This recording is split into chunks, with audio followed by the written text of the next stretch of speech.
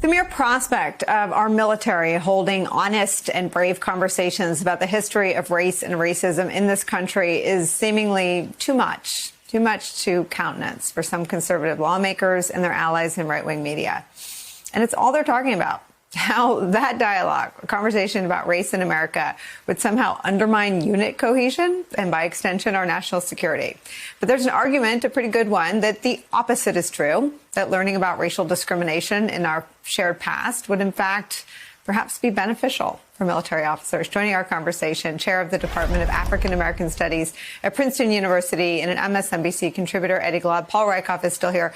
Paul, I know you've had a lot to say about this. I follow you and everything you share on social media.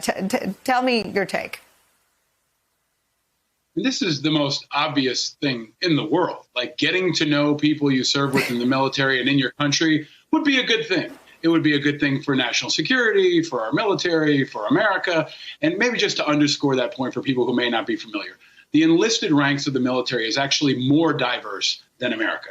So for the folks in right-wing media and other places who want to criticize our military and question its diversity, apparently they haven't been to a recruiting station recently in a place like New York or Detroit or Los Angeles, because it is the ultimate display of great American diversity. People from all backgrounds signing up to enlist and work together on behalf of America. So people who are criticizing this really don't understand the modern military. This is not 1860. I mean, this is a very modern, progressive, integrated, diverse military that's now finally correcting some of the wrongs that the Trump administration put in place, like banning trans people and other things that hurt our national security. So, I think General McCaffrey called it twaddle the other day with Brian Williams. I don't know what to call it, but it's nonsense. And I don't even want to even respond to it. It's so ridiculous. But we can have the conversation, hopefully add light to the heat.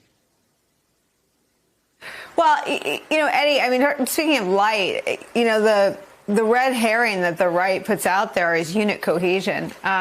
It seems that they're jeopardizing that with the way they're talking about these things. Oh, yeah, absolutely. I mean, remember the Senate Intelligence Committee. Oh, sorry. I'm sorry. Eddie, and then you, Paul. Sorry. Go ahead, Eddie.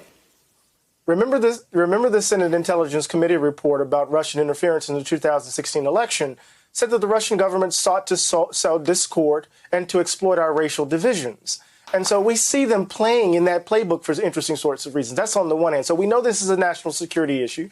We know that the idea that it threatens unit cohesion makes no sense. And then the last point that I've really been trying to figure out is, what is the substance of these folks' patriotism? That, in fact, the way in which they attack our military, the way in which they're defending those who sacked the Capitol, I don't know what the substance of their loyalty to the country is. That in some ways, what we're seeing over and over again, Nicole, is a kind of defense of a view of America that presumes that only people who look like them and think like them matter. So much so that they're willing to attack the very people, the very institution that defends the country. It makes little sense to me, but in some ways it makes a lot of sense. Paul, I want your thoughts on the first question, that their argument seems to be something that they're moving us farther away from. But to Eddie's point as well, I mean, what are they for? You go back to, you and I were on the air together after their treatment of Secretary Austin and their treatment of General Milley. I mean, if you're against those two men, who are you for? They're for themselves. I mean, what they're displaying is the ultimate contrast to the principles of our American military, our great American military: honor, integrity, personal courage. This is a demonstration in the opposite of that. So maybe it's a great teachable moment. OK, don't be like people on Fox News. Be like Secretary Austin. Be like General Milley. Have honor. Have integrity. Put the greater good ahead of yourself. Seek to understand other people. Be an intellectual. Be a warrior scholar. Don't be a knuckle-dragging moron who hates people who aren't like you. I mean, that's the kind of stuff you hear out of Russia. It's not what you hear from America. So I think we really have to underscore that this is talk and criticism that hurts our national security. It's also going to hurt their politics. If the Republicans think this is going to get them more independence and help them grow the party, they're sadly mistaken, because this is cutting to a very important core. Veterans, military folks, prior service, people who care about national security have always made up a very important core of the Republican Party. And those people are fleeing by the platoon, brigade, and division by the minute. Eddie, what did you think? It's the first time I've had a chance to talk to you. When you heard General Milley saying he's offended that generals are being accused of being woke because they're teaching America's racial history.